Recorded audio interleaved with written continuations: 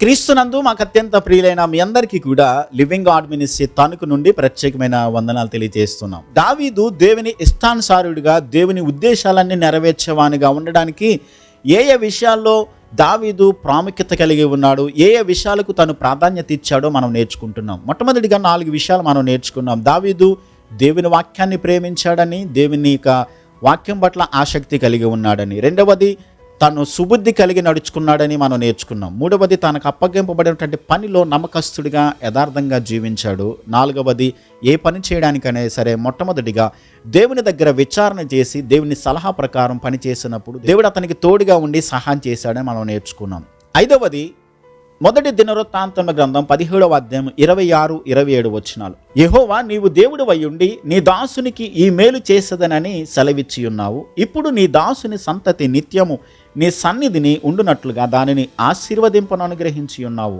యెహోవా, నీవు ఆశీర్వదించిన ఎడల అది ఎన్నటికి ఆశీర్వదింపబడి ఉండును.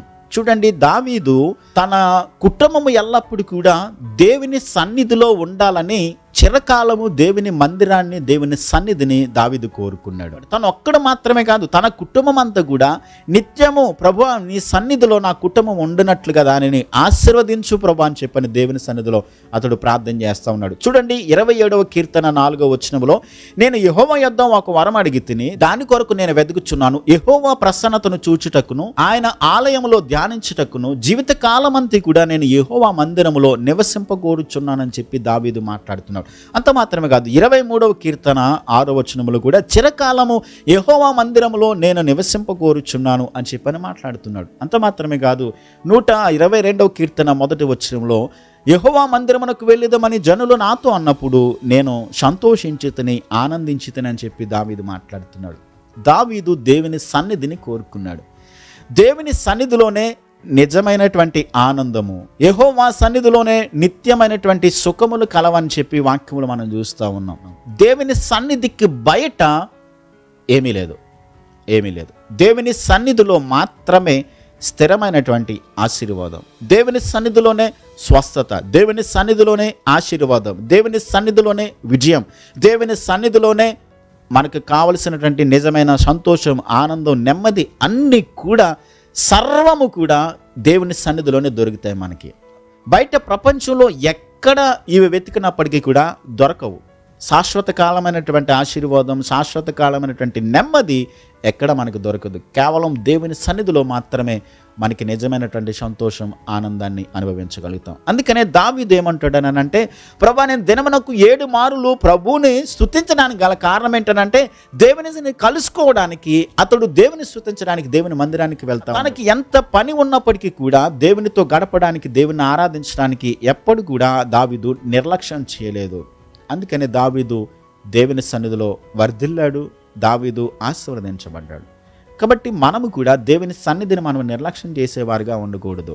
పర్వాలేదులే, నేను వెళ్తే పర్వాలేదు, నా పిల్లలు వచ్చినా రాకపోయినా పర్వాలేదు, లేకుంటే నేను వెళ్తే చాలు, నా భర్త నా పిల్లలు రాకపోయినా పర్వాలేదు అని చెప్పి కేవలం మనం మాత్రమే వెళ్ళి దేవుని ఆరాధించేవారుగా కాదు. కుటుంబం అంతా కలిసి దేవుని ఆరాధించినప్పుడు ఆ కుటుంబము కలిసి, ఏ కుటుంబం అయితే దేవుని ఆరాధిస్తుందో కలిసి ఆ కుటుంబం జీవించగలుగుతుంది. ఒకరి మాట ఒకరికి పొసగకోకుండా మనుషులు విచ్చలవిడిగా ఎవరి ఇష్టానుసారంగా వాళ్ళ కుటుంబాలలో విచ్ఛిన్నంగా ఎవరి ఇష్టానుసారంగా వాళ్ళు బ్రతకడానికి గల కారణం ఏంటంటే, వాళ్ళు కలిసి దేవుని ఆరాధించరు, కలిసి దేవుని స్తుతించరు. అందుకనే వారి కుటుంబాలలో నిజమైన సమాధానం ఉండదు, కోల్పోతూ ఉన్నారు చాలామంది కుటుంబాలు. కాబట్టి దేవుని సావుకునిగా నేను తెలియజేసేది ఏంటంటే, కుటుంబంగా కలిసి దేవుని ఆరాధించడానికి వెళ్ళినప్పుడు అంత మాత్రమే కాదు, కుటుంబ ఆరాధన అనేది కుటుంబ ప్రార్థన చేయడం అనేది మనం నేర్చుకున్నట్లయితే, కుటుంబ ప్రార్థన మనలందరినీ కూడా ఒక్కచోట ఐక్యంగా ఉంచడానికి కుటుంబ ప్రార్థన ఎంతో దోహదపడుతుంది. కాబట్టి ఎల్లప్పుడూ కూడా ప్రతి దినము దేవుని సన్నిధిలో కలుసుకోవడం, అందరూ కలిసి ఒకచోట కూడుకుని దేవుణ్ణి ఆరాధించడం అనేది చేస్తే ఆ కుటుంబము నిజంగా ఆశీర్వదించబడుతుంది. అందుకనే దావీదు దేవుని సన్నిధి యొక్క ప్రాముఖ్యత ఎంతో తనకు తెలుసు కాబట్టి, తను ఆ ప్రాముఖ్యత ఎరిగిన వాడు కాబట్టి, ప్రభువా నిత్యము నా కుటుంబం నీ సన్నిధిన ఉండునట్లుగా దానిని ఆశీర్వదించుమని చెప్పి దేవుని సన్నిధిలో అతడు ప్రార్థించాడు. దేవుని సన్నిధిని దావీదు కోరుకున్నాడు. కాబట్టి మనం కూడా దేవుని సన్నిధిని కోరుకునే వారిగా ఉండాలి. దేవుని సన్నిధిలో కలిసి కుటుంబంతో కలిసి దేవుని ఆరాధించేవారిగా ఉండాలని దేవుని సేవకునిగా నేను తెలియజేస్తున్నాను. 6వది, దావీదు క్షమించే గుణాన్ని కలిగినటువంటి వ్యక్తి. చూడండి, సౌలు దావీదును చంపడానికి ఎన్నోసార్లు ప్రయత్నం చేస్తూ ఉండేవాడు. గొలియాతుని చంపిన తర్వాత ప్రారంభించినటువంటి కపటపు ఆలోచన సౌలు తన చనిపోయే వరకు కూడా దావీదు మీద కక్షను సాధించడానికి ప్రయత్నం చేస్తూ వచ్చాడు. అవకాశం దొరికితే చాలు, ఎక్కడైనా సరే దావీదుని చంపేద్దామని చెప్పి ప్రయత్నం చేస్తూ వచ్చాడు. చాలా సందర్భాల్లో దావీదును దేవుడు సౌలు చేతికి అప్పగించలేదు, కానీ సౌలును మాత్రం దావీదు చేతికి ఎన్నో సందర్భాల్లో దేవుడు అప్పగిస్తూ వచ్చాడు. చాలా సందర్భాల్లో దావీదు చేతికి సౌలు దొరికినప్పటికీ కూడా యెహోవా చేత అభిషేకించబడినటువంటి వ్యక్తిని నేనేమాత్రం కూడా హాని చేయకూడదని చెప్పి సౌలును విడిచిపెట్టాడే, కానీ ఎన్నడూ కూడా పగ తీర్చుకోవడానికి దావీదు ప్రయత్నం చేయలేదు. మనం నేర్చుకోవాల్సిన ప్రాముఖ్యమైన సత్యము, మనలను ఎవరు బాధ పెడుతున్నప్పటికీ కూడా, ఎలాంటి పరిస్థితులు గుండా మనము వెళ్ళాల్సి వచ్చినప్పటికీ కూడా, ఎలాంటి శత్రువులు మన చుట్టూ ఉండి మనల్ని బాధ పెడుతున్నప్పటికీ కూడా వారిని క్షమించగలిగినప్పుడు, మత్తయి సువార్త 5:44 మీరు మీ పరలోకమున్న తండ్రికి కుమారులై ఉండునట్లు మీ శత్రువులను ప్రేమించండి, వారి కొరకు మీరేం చేయాలి? ప్రార్థించేవారిగా ఉండాలని వాక్యం సెలవిస్తూ ఉంది. క్షమించే మనసును దావీదు కలిగి ఉన్నాడు. అందుకనే దేవుడు అతని సింహాసనాన్ని స్థిరపరిచాడు. చూడండి, సౌలు 2 సంవత్సరాలు పరిపాలించిన తర్వాత యెహోవా ఆజ్ఞను అతిక్రమించినప్పుడు దేవుడు అన్నాడు, నేను ఎందుకు సౌలును రాజుగా అభిషేకించానని చెప్పి పశ్చాత్తాపడ్డాడు దేవుడు. కానీ దావీదు 40 సంవత్సరాలు కూడా తను పరిపాలన చేసినప్పుడు దేవుని ఉద్దేశాలు నెరవేర్చడానికి, దేవుని చిత్తాన్ని నెరవేర్చడానికి దావీదు సిద్ధపడ్డాడు. కాబట్టి దావీదుని బట్టి దేవుడు సంతోషపడినట్లుగా మనం చూస్తున్నాం. కాబట్టి మనం క్షమించే గుణాన్ని కలిగి ఉండాలని చెప్పి దేవుని సేవకునిగా నేను తెలియజేస్తున్నాను. 7వది, దావీదు దేవుని మార్గాలను లేక తన అనుభవాలను తన పిల్లలతో తను పంచుకున్నాడు, తన పిల్లలకు తను బోధించాడు. 1 రాజుల గ్రంథము 2వ అధ్యాయం 1-4 వచనాలు గనక మనం చదివినట్లయితే, కాబట్టి నీవు ధైర్యము తెచ్చుకుని నిబ్బరము కలిగి నీ దేవుడైన యెహోవా అప్పగించిన దానిని కాపాడి ఆయన మార్గములను అనుసరించిన ఎడల నీవు ఏ పని పూనుకినను ఎక్కడ తిరిగినను అన్నిటిలో వివేకముగా నడుచుకుందువు. సొలొమోను, నువ్వు గుర్తుపెట్టుకో, దేవుని ఆజ్ఞల ప్రకారము, దేవుని కట్టడల ప్రకారము నువ్వు నడుచుకున్నప్పుడు మాత్రమే నీ సింహాసనం స్థిరంగా నిలబడి ఉంటుంది. కాబట్టి నువ్వు గుర్తుపెట్టుకో అని చెప్పి దావీదు తన అనుభవాలను సొలొమోనుకు దావీదు జ్ఞాపకం చేస్తూ ఉన్నాడు. కాబట్టి మనం నేర్చుకోవాల్సిన ప్రాముఖ్యమైన సత్యం ఏంటనంటే, దేవుని సత్యాన్ని, దేవుని వాక్యాన్ని మన పిల్లలకు కూడా మనం బోధించేవారిగా ఉండాలి. అందుకనే సామెతల గ్రంథంలో మనం చదువుకుంటాం 22:6 బాలుడు నడవవలసిన త్రోవను వానికి నేర్పుము, వాడు పెద్దవాడైనప్పుడు దాని నుండి తొలగిపోడని వాక్యాన్ని మనం చదువుకుంటున్నాం. కాబట్టి పిల్లలకు మనం నడుచున్నప్పుడు, కూర్చున్నప్పుడు, పండుకున్నప్పుడు, లేచినప్పుడు, మనం త్రోవను నడుచుకుంటూ వెళ్తున్నప్పుడు ప్రతిసారి కూడా దేవుని వాక్యాన్ని గురించి, దేవుని మాటలను గురించి మనం బోధించేవారం ఉండాలి, నేర్పించేవారిగా ఉండాలి. చాలా తల్లిదండ్రులు తమ పిల్లలు తమ మాట వెనుక చాలా తల్లిదండ్రులు దుఃఖపడుతూ ఉన్నారు. ఎందుకని? వారికి నేర్పించవలసినటువంటి దేవుని మార్గాన్ని వారికి బోధించలేదు కాబట్టి, దేవుని సత్యాన్ని వారికి నేర్పించలేదు కాబట్టి వారి పిల్లలు విచ్చలవిడిగా లోకంలో తిరుగుతూ ఉన్నారు. కాబట్టి మనం కూడా మన పిల్లలకు దేవుని మార్గాలను, దేవుని వాక్యాన్ని బోధించేవారిగా ఉండాలని దావీదు జీవితాన్ని బట్టి మనం నేర్చుకుంటున్నాం. చిట్ట చివరిగా దావీదు తాను ఏదైనా తప్పు చేసినప్పుడు దేవుని దగ్గరికి వచ్చి హృదయపూర్వకంగా పశ్చాత్తాపడినట్లుగా మనం చూస్తూ ఉన్నాం.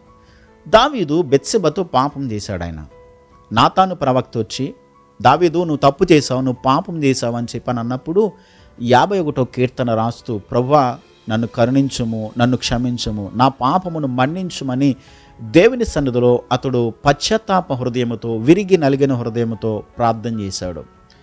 నీ ఆత్మను నా యొద్ద నుండి తీసివేయకుము, నీ సన్నిధిని నా యొద్ద నుండి తొలగించవద్దు ప్రభు అని చెప్పని దేవుని సన్నిధిలో హృదయపూర్వకంగా దేవుని సన్నిధిలో దావీదు ప్రార్థన చేశాడు. ఆ ప్రార్థన దేవునికి ఎంతో ఇష్టమైంది. ఒక మాట నేను జ్ఞాపకం చేస్తాను. సమూయేలు ప్రవక్త సౌలు రాజును అభిషేకించాడు, అలాగే దావీదును కూడా సమూయేలు ప్రవక్త అభిషేకించాడు.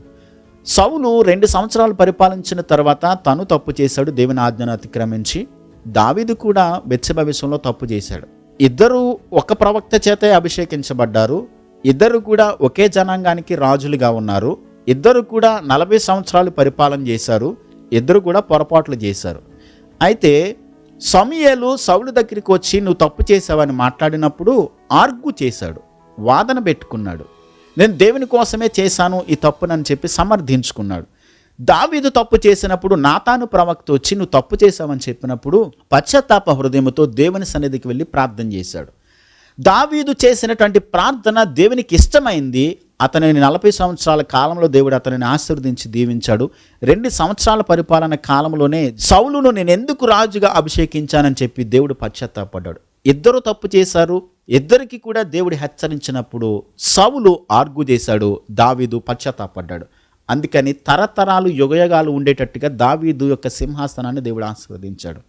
పరలోకానికి వెళ్ళిన తర్వాత యేసుక్రీస్తు ప్రభు తండ్రి కుడిపార్శ్వమున ఆసీనులై ఉన్నారు. ఆయన ఆ సింహాసనానికి పెట్టబడినటువంటి పేరేంటనంటే దావీదు సింహాసనం. దావీదు దేవుని చిత్తాన్ని, దేవుని ఉద్దేశాన్ని నెరవేర్చడానికి తన ప్రాధాన్యతలు దేవుని కొరకు ఎక్కువగా అతడు కేటాయించుకున్నాడు కాబట్టి, ఎక్కువ దేవుని విషయాలకు అతడు ప్రాధాన్యత ఇచ్చాడు కాబట్టి తన సింహాసనాన్ని స్థిరంగా దేవుడు భూమి మీద ఉంచడం మాత్రమే కాదు, కానీ దావీదు వంశములో నుండే యేసుక్రీస్తు రావడానికి, యేసుక్రీస్తు కూర్చున్నటువంటి సింహాసనానికి దావీదు అనేటువంటి సింహాసనాన్ని, ఆ సింహాసనానికి పేరు పెట్టినట్లుగా మనం చూస్తున్నాం. ఎంత శాశ్వతమైన ఆశీర్వాదాన్ని దావీదు సంపాదించుకున్నాడు. ఒక వ్యక్తి ఆర్గ్యూ చేసి దేవుని ఆశీర్వాదాన్ని పోగొట్టుకున్నాడు. ఒక వ్యక్తి పశ్చాత్తాపడి స్థిరమైన ఆశీర్వాదాన్ని సంపాదించుకున్నాడు. కాబట్టి మనం నేర్చుకుందాం దావీదు యొక్క జీవితాన్ని బట్టి మనం నేర్చుకుంటున్న ప్రాముఖ్యమైన సత్యం ఏంటంటే, దావీదు దేవుని సన్నిధిని కోరుకున్నాడు. దావీదు క్షమించే మనసును కలిగి ఉన్నాడు. దావీదు తన పిల్లలకు దేవుని మార్గాలను బోధించాడు. దావీదు తను తప్పు చేసినప్పుడు దేవుని సన్నిధికి వచ్చి విరిగి నలిగిన హృదయంతో దేవుని సన్నిధిలో అతడు ప్రార్థన చేశాడు. దావీదుని గురించి దేవుడు చెప్పిన మాట ఏంటనంటే, దినవృత్తాంతాల గ్రంథంలో దావీదు బెత్షెబా విషయంలో తప్ప మరి ఏ విషయంలోనూ కూడా అతడు తప్పు చేయలేదు అని చెప్పని దావీదుని గురించి దేవుడే సాక్ష్యం చెప్పారు. కాబట్టి మనం ఆలోచించేద్దాం, దావీదు దేనికైతే ప్రాధాన్యత ఇచ్చాడు మనం కూడా వాటికి మాత్రమే మనం ప్రాధాన్యత ఇచ్చి దేవుని ఆశీర్వాదాన్ని పొందుకునే వారిగా ఉండాలని దేవుని సేవకునిగా నేను తెలియజేస్తున్నాను. చిన్న ప్రార్థన చేద్దాం. ప్రేమ కలిగిన మా కన్న తండ్రి, మా గొప్ప దేవ, మీకు వందనాలు, స్తోత్రాలు. ప్రభా, దావీదు యొక్క జీవితాన్ని మీరు మా ముందుకు తీసుకుని వచ్చారు. ఎలాగైతే దావీదు మీ సన్నిధిని కోరుకున్నారో, ఎలాగైతే క్షమించే గుణాన్ని కలిగి ఉన్నాడో, ఎలాగైతే దావీదు తన పిల్లలకు మీ మార్గాలను బోధించాడో, తప్పు చేసినప్పుడు ఎలాగైతే విరిగి నలిగిన హృదయంతో మీ సన్నిధికి వచ్చి తన తప్పిదాన్ని ఒప్పుకున్నాడో, అలాగే మేము కూడా మీ సన్నిధిలో మీ వాక్యానుసారంగా, మీ చిత్తానుసారంగా మిమ్మల్ని సంతోషపెట్టేటువంటి మీ బిడ్డలుగా తండ్రి మేము జీవించడానికి మీ కృపను అనుగ్రహించండి, సహాయం చేయండి. ప్రతి వ్యక్తిని ఆశీర్వదించండి, ప్రతి కుటుంబాన్ని దీవించండి, మీ కృపలో కాపాడి మేలు చేసి దీవించమని యేసయ్య నామంలో ప్రార్థించి వేడుచున్నాను మా పరమ తండ్రి. ఆమేన్.